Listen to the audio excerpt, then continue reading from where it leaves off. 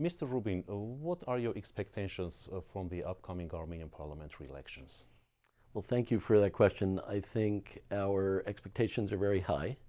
We take very seriously the statements by President Sarkisian and other senior officials that these will be the best elections in Armenia's independent history. We are doing everything we can to support that goal, and we're supporting it through various forms of assistance. We believe that this election is an important opportunity for Armenia. We believe that the goals that Armenians themselves have set for these elections should be realized, and we hope to do whatever we can to be helpful in that process. So how does America assist Armenia in this process? Well, through various forms. One is through our direct bilateral assistance, working to support the Armenian government entities that are conducting the elections, the law enforcement entities that are scrutinizing the elections and enforcing the law, but also working with non-governmental organizations, with citizen groups, with media groups, to help ensure that there's citizen participation, that there's non-biased media coverage, that there's access to the media so that information on all the candidates is available to citizens before the elections.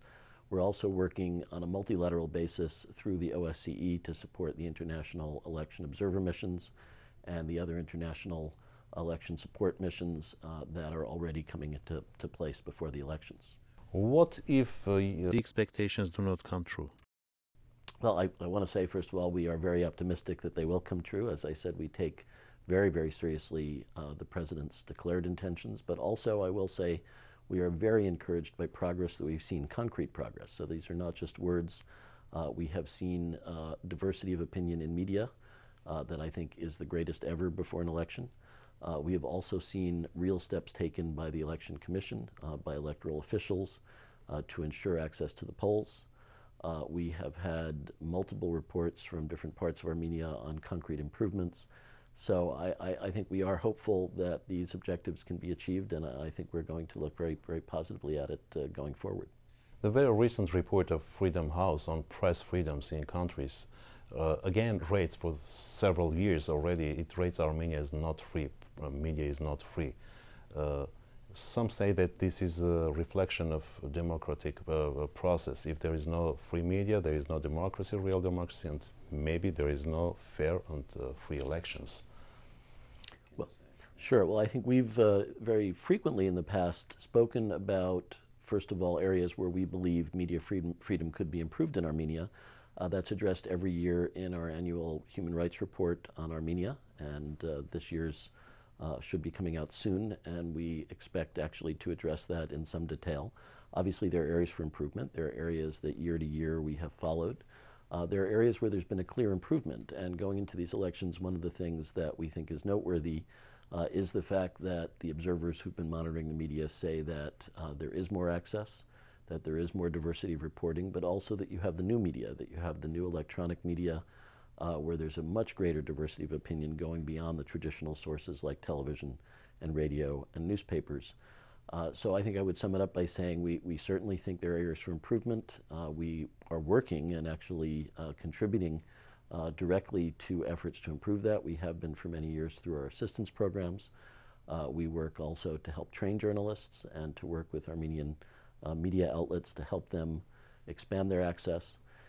And I think going into this election, we agree that's very important, and we are encouraged by signs of progress, but obviously at the end of the day, the important thing will be the result.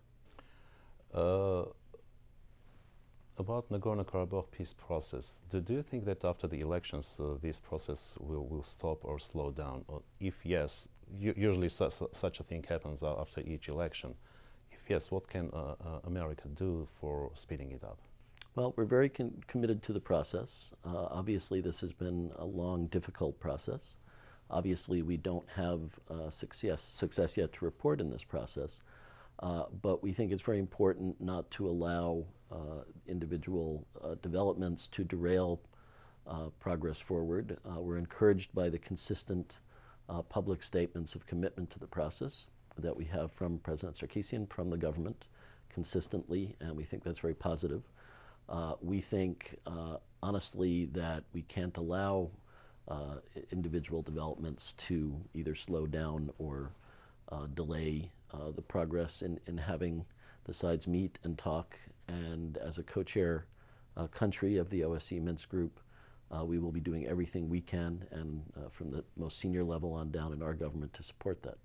Is there any political party in Armenia that the U.S. government or State Department would like to see as their winners, or which can take a majority in the parliament? Absolutely nonpartisan as far as our approach to this election. We don't take sides. We don't pick winners and losers. We support the process. We support Armenia having the freest and fairest elections it's ever had, and we believe that the choice of the people of Armenia, the choice of the voters, is the goal, not a particular party or candidate.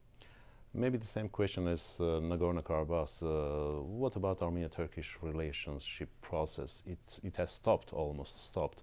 After the elections, when new government will come, maybe it will slow down more. Is there any way to speed it up? Well, as you know, we've been a very strong supporter of the Armenian-Turkish negotiations from the beginning. We believe at the end of the day that normalization of relations between Armenia and Turkey is essential for both countries. This is not favoring one country or the other. Having an open border, having normal relations, having normal trade, having people-to-people contact is strongly in both countries' interest. We know the Armenian government has been committed to that. We also know there is a lot of disappointment that progress has stopped, that the protocols have not been ratified by the Turkish parliament.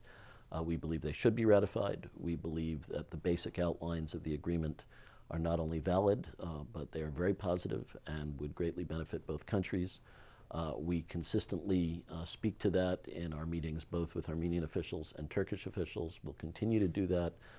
We also believe that even before the protocols are ratified, it should be possible to achieve greater progress on direct contacts, on getting the border opened, on other concrete steps, and we will be pushing those as well. Why are the fair elections important for Armenia? Well, I think this year is an important anniversary, 20 years of independence, and I think Armenia has made great progress in 20 years, starting from very, very difficult times that I think everyone in Armenia remembers.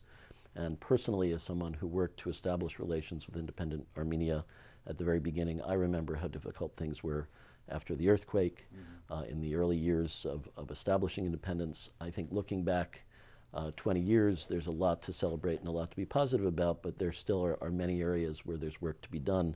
I think solidifying the democratic multi-party system in Armenia, having the consensus that comes from having free and fair elections, having the confidence in the political system that gives the country stability, gives confidence to investors, I think is very important. I think President Sarkisian has spoken to all of those things, and we endorse those goals, and we believe that achieving those goals would do a lot to help Armenia progress in the future. When is the U.S. government or State Department going to assess the results of the parliamentary elections? I can't tell you exactly. Our first role will be as part of the OSCE observer mission, and we will do that jointly with the other countries that are participating. And then individually, we will also take a look at the information that we have. I can't give you an exact date. Would you like to add anything? Only that I think on this 20th anniversary of relations between the United States and Armenia, the United States remains committed to supporting Armenia both politically and economically in its development, in its progress, in democratization. We want to see increased trade and investment, and that's a subject that we're discussing actively with the government. We're working to assist Armenia in many areas, including on energy, working to assist with replacement for the Metsamor nuclear plant, and looking at other ways where we can further develop our ties in this 20th anniversary year. What about the integration of Armenia into other economies? There is a way of pushing Armenia out from many projects. Well, one thing we feel strongly about is to help reduce the isolation that Armenia suffers with two closed borders, with very limited access for trade and very limited corridors for transport. And that's something we feel very strongly about. And we believe that the answer is more contact, more trade, open borders, and that's something that we'll be doing everything we can to assist. And no precondition? We believe, for example, on Turkish-Armenian normalization, that there should be no preconditions. That was the concept of the protocols.